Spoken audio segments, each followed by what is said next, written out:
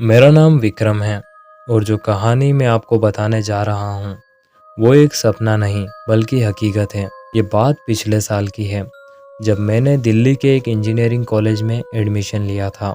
Hostel full था लेकिन मुझे ज़बरदस्ती रूम नंबर 217 दे दिया गया क्योंकि वो खाली था। लेकिन तब मुझे पता नहीं था कि वो कमरा खाली क्यों था। पहले दिन सब सामान्य था लेकिन रात होते ही कुछ अजीब महसूस होने लगा। जैसे ही मैं लाइट बंद करके सोने गया मुझे लगा जैसे कोई मेरे कमरे की छत से मुझे घूर रहा है। मैंने ऊपर देखा, वहाँ कुछ नहीं था लेकिन कमरे का तापमान बर्फ जैसा ठंडा हो गया था। आधी रात को मेरी नींद खुली तो देखा कि दरवाज़ा अपने आप खुला पड़ा था और टेबल पर रखा मेरा पानी का गिलास उल्टा हो चुका था। अगली सुबह जब मैंने अपने सीनियर से रूम नंबर 217 के बारे में पूछा तो वो चुप हो गया।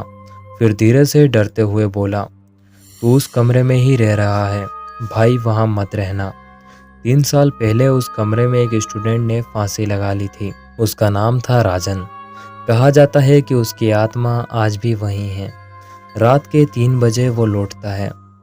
मैंने इसे बस एक मनगढ़ंत कहानी मानकर इग्नोर किया था लेकिन उस रात मैं सो नहीं पा रहा था। मेरी आंख खुली तो घड़ी में 3:07 हो रहे थे। तभी एक जोर की सरसराहट की आवाज़ आई, जैसे कोई रेंगते हुए मेरे बिस्तर की तरफ आ रहा था। मेरी धड़कन रुक सी गई थी। मैंने टॉर्च जलाकर देखा। मुझे लगा जैसे मेरे बेड के नीचे कोई है। मैंने अपने बेड के नीचे झांका। वहाँ 2 लाल चमकती हुई आंखें मुझे घूर रही थी। मैं चीख पड़ा लेकिन आवाज़ कमरे में ही गूंज रही थी। अचानक कमरे की लाइट अपने आप जल गई और दीवार पर किसी ने नाखूनों से लिखा था, विक्रम अब तेरी बारी है।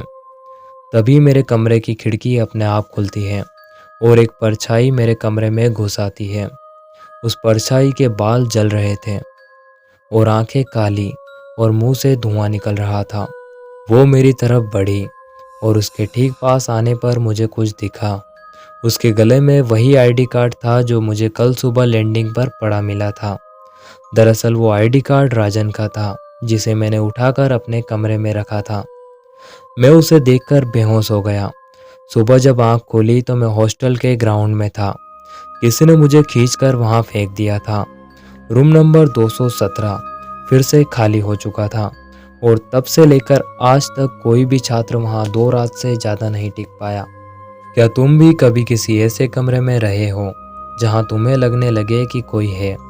अगर हाँ तो इस वीडियो को लाइक करो और कमेंट में अपनी स्टोरी बताओ और आनंद परमार के साथ जुड़े रहिए। शायद अगली डरावनी कहानी आपकी हो।